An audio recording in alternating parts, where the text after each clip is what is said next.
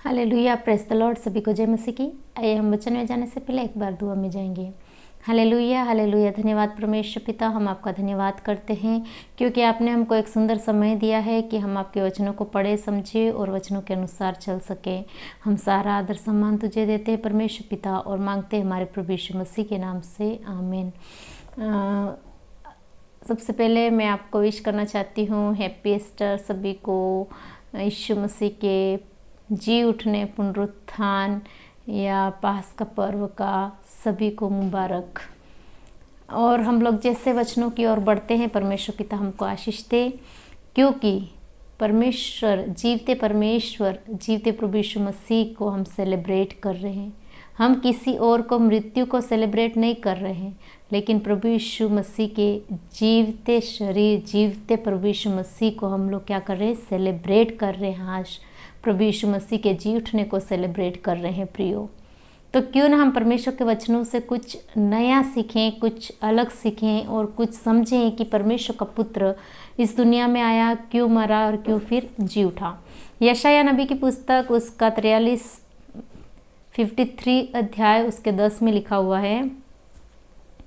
यशायाह नबी की पुस्तक उसके 53 अध्याय के 10 में लिखा हुआ है, तो भी यहोवा को यही भाया कि उससे कुचले, उसने उसको रोगी कर दिया। जब वह उसका प्राण दोष बलि करे, तब वह अपना वंश देखने पाएगा, वह बहुत दिन जीवित रहेगा, उसके हाथ से यहोवा की इच्छा पूरी हो जाएगी।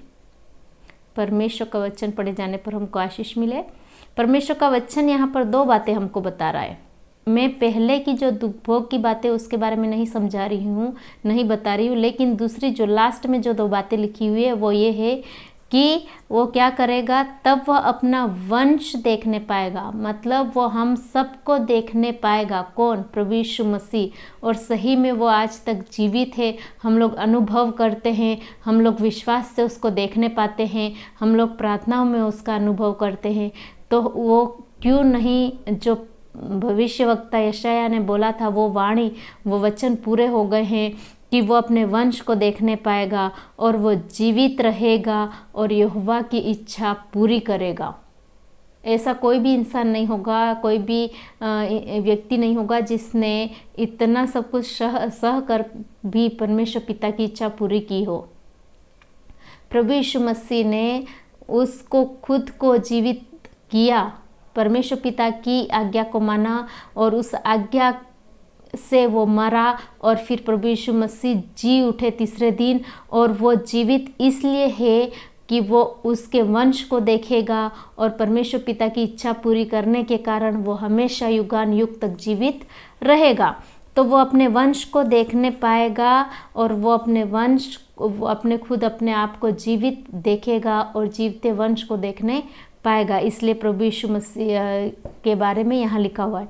यशायाह नबी की पुस्तक उसके 53 के 11 में लिखा हुआ है, वह अपने प्राणों को दुख उठाकर उसे देखेगा और तृप्त हो जाएगा। प्रियो, वो दुख उठाएगा, क्या करेगा, अपने प्राणों से दुख उठाएगा, लेकिन वो तृप्त हो जाएगा।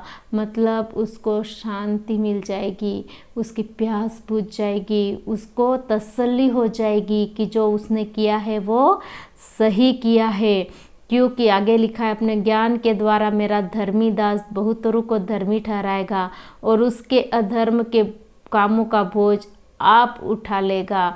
मतलब वो अधर्म के कामों के बोझ को उठा करके हमारे लिए मरा, तब जाकर उसको क्या क्या परमेश्वर पिता ने युगान युग के लिए जीवित रखा। और वो उसके प्राणों के दुख के कारण उसका जो रिजल्ट आया वो है, वो अपने हमेशा के लिए जीवित रहा और वो लिखा हुआ है तृप्त होगा। मतलब उसको शांति मिल जाएगी, उसकी प्यास बुझ जाएगी। प्रियो, वो खुद भी प्रभु यीशु मसीह भी अपने पिता का चेहरा देखने मांग रहा था, पिता के पास लौट जाने मांग रहे थे। हम देखते हैं कि कैसे वो पुनरुत्थान के बाद पिता के दाहिनी ओर बैठे हैं। ये पहले भी हम लोग देख चुके हैं और अभी फिर परमेश्वर पिता हम लोग की अगुवाई करे और हम लोग देख रहे हैं। कल भी जो हमने वीडियो डाला था उसमें हमने यही देखा था कि प्रभु यीशु मसीह ने पूर्ण जीवित होकर, मतलब कब्रस्तान से जहाँ गाड़े गए थे वहाँ से पुनर्जीवित होकर 3 जो बातें लोगों को बोली उसके बारे में हमने सीखा था। एक था शांति, दूसरा था प्रेम और तीसरा था शांति, प्रेम और डरो मत, मतलब डरना नहीं है, डर। इन 3 चीज़ों के बारे में हम लोग सीखा था। आज हम लोग और आगे का सीख रहे हैं। प्रेरितों के काम 2 अध्याय उसके 24 में लिखा हुआ है, परंतु उसी को परमेश्वर ने मृत्यु के बंधनों से छुड़ाकर जिलाया। किससे? मृत्यु के बंधन उससे छुड़ाकर जिलाया। हम ईस्टर मना रहे हैं, हम यीशु का पुनरुत्थान मना रहे हैं, हम यीशु के जी उठने को सेलिब्रेट कर रहे हैं। तो हमें ये वचन जानना भी ज़रूरी है कि कहाँ पर क्या क्या परमेश्वर का वचन कहता है। परंतु उसी के वो परमेश्वर ने मृत्यु के बंधनों से छुड़ाकर जिलाया है। किससे? मृत्यु के बंधनों से छुड़ाकर जिलाया है, क्योंकि वह अनहोना था कि वह उसके वश में रहता, मतलब उस मृत्यु के उस वश में रहता। वो अनहोना था, हो ही नहीं सकता था। शैतान के उस मृत्यु के जाल में प्रभु यीशु रह नहीं सकता था। इसलिए प्रभु यीशु, परमेश्वर पिता ने प्रभु यीशु को जिलाया, उससे जयवंत कर दिया। शैतान के कामों से क्या किया? जयवंत कर दिया। हम लोग और आगे पढ़ते हैं। भजन संहिता 110 के 1 में लिखा हुआ है, भजन संहिता 110 के 1 में लिखा हुआ है, मेरे प्रभु से यहोवा की वाणी यह है, तू मेरे दाहिने हाथ बैठ जब तक कि मैं तेरे शत्रुओं को तेरे चरणों की चौकी न कर दूं। मतलब प्रभु यीशु मसीह का वचन हम लोग को कहता है कि तू मेरे दाहिनी हाथ में बैठ, मतलब प्रभु यीशु मसीह को उसके दाहिनी हाथ में बैठा दिया ताकि वो सदा क्या करेगा? युगान युग जीवित रहेगा और युगान युग वो देखता रहेगा कि उसके जो शत्रु है उसको उसके पैरों तले क्या कर दिया है? कुचला दिया है। ये प्रभु यीशु मसीह के बारे में जो बातें कही गई थी वो बातें मैं आपको बता रही हूँ। उसके बाद हम लोग मत्ती 12:40 में देखते हैं कि कैसे प्रभु यीशु मसीह ने अपनी मृत्यु और अपने पुनरुत्थान के बारे में प्रभु यीशु मसीह ने पहले ही बता दिया था। उसके पुनर्जीवित होने के बारे में, पुनरुत्थान के बारे में बता दिया था। वो हम लोग पढ़ते हैं। मत्ती 12:40 में लिखा हुआ है कि कैसे योना 3 दिन 3 रात कब्र में मछली के मुंह में रहा था, वैसे ही मैं भी कब्र में रहूँगा। यहाँ पर हम लोग पढ़ेंगे, यहाँ मत्ती 12:40 में लिखा हुआ है, योना 3 रात दिन जल जंतु के पेट में रहा, वैसे ही मनुष्य का पुत्र 3 रात दिन पृथ्वी के भीतर रहेगा और उसके बाद वो क्या होगा? जी उठेगा। ये हम लोग यहाँ पे पढ़ते हैं। ये एक साइन दिया गया था, एक स्वर्गीय चिन्ह जो लोगों ने मांगा था उसके लिए यही चिन्ह दिया गया था और कोई चिन्ह नहीं दिया गया था प्रभु यीशु मसीह के बारे में कि वो कब्र में 3 दिन रहेगा और उसके बाद क्या होगा? जी उठेगा। दूसरा हम लोग इसी की तरफ पढ़ते हैं कि प्रभु यीशु मसीह कहते हैं कि इस मंदिर को ढा दो, मैं इसे 3 दिन में खड़ा कर दूंगा। यूहन्ना 2:19 में लिखा हुआ है। प्रियो, यहाँ पर ऐसे लिखा हुआ है, यीशु ने उनको उत्तर दिया, इस मंदिर को ढा दो और मैं इसे 3 दिन में खड़ा कर दूंगा। मतलब प्रभु यीशु मसीह ने खुद कहा है, उन्होंने खुद कहा कि एक तो योना का साइन है कि मेरे साथ क्या होगा और कैसे मैं जी उठूंगा, और दूसरा वो जो दिया था साइन वो था कि इस मंदिर को ढा दो, इसको मैं 3 दिन में खड़ा कर दूंगा। वो उस मंदिर के बारे में नहीं, उनके खुद के लाइफ के बारे में, शरीर के बारे में बात कर रहे थे। प्रियो, आगे हम लोग देखते हैं मरकुस 10 उसका 34 में लिखा हुआ है। 34 में हम लोग पढ़ेंगे। यहाँ पर लिखा हुआ है, वे उसको ठट्टों में उड़ाएंगे, वो उसको ठट्टों में उड़ाएंगे, उस पर थूकेंगे, उसे कोड़े मारेंगे और उसे घात करेंगे और 3 दिन के बाद वह जी उठेगा। यहाँ पर भी वही बात है।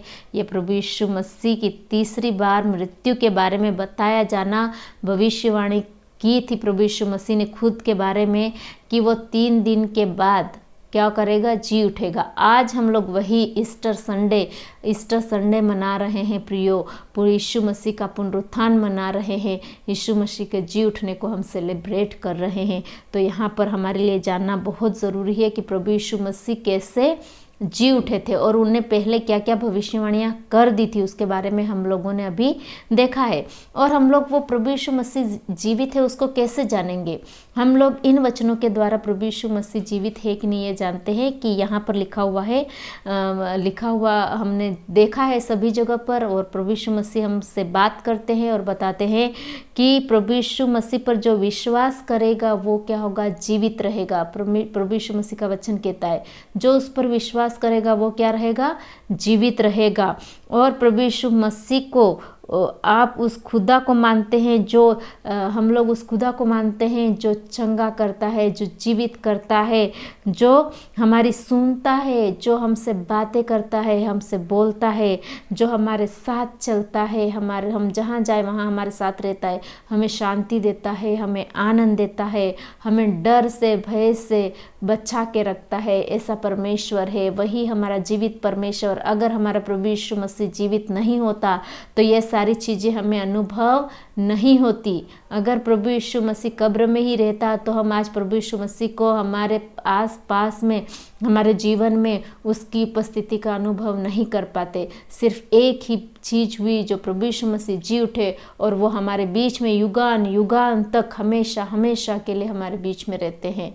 तो क्यों ना हम उस युगान युगान तक रहने वाले प्रभु यीशु मसीह की आराधना स्तुति करें, उसकी बड़ाई करें। और वो हमारे साथ में है तो उसको सेलिब्रेट करें, प्रभु यीशु मसीह को सेलिब्रेट करें, क्योंकि वो मुर्दों में से जी उठे हैं, उनका पुनरुत्थान हो चुका है, वो जी उठे हैं। और इसलिए हम ये happy Easter, happy Sunday, Easter Sunday मनाते हैं प्रियो। तो परमेश्वर पिता हम सबको इन वचनों के द्वारा जो हमने सीखे हैं और समझे हैं, और प्रभु यीशु मसीह के जीवित होने के बारे में हमने सीखा है, उसके द्वारा परमेश्वर पिता हमको ब्लेस करे। प्रियो, एक बात ध्यान में रखना कि प्रभु यीशु मसीह एक दिन के लिए नहीं जीवित हुए हैं, एक महीने के लिए नहीं जीवित हुए हैं, एक साल के लिए नहीं जीवित हुए हैं, लेकिन प्रभु यीशु मसीह युगान युग के लिए जीवित हो चुके हैं। अब उनके कोई मृत्यु उनके ऊपर हावी नहीं हो सकती है। वो उनने मृत्यु पर अधिकार पाया है। उस शैतान के कामों पर प्रभु यीशु मसीह का अधिकार है। अब प्रभु यीशु मसीह जीवित है, उनका अधिकार है प्रियो, उनके पास सारे अधिकार है। शैतान को कुचल डाला है उस मृत्यु के द्वारा प्रभु यीशु मसीह ने। तो क्यों ना प्रभु यीशु मसीह के पास हम जाएं और वही सुख शांति आनंद खुशी पाएं, और हम भी प्रभु यीशु मसीह के साथ एक दिन जिलाए जाएं और उसी ज्ञान युग तक परमेश्वर के साथ हम जिंदे रहें। तो आइए इन वचनों के द्वारा परमेश्वर पिता हम सबको आशीष करें। सभी को thank you, God bless you.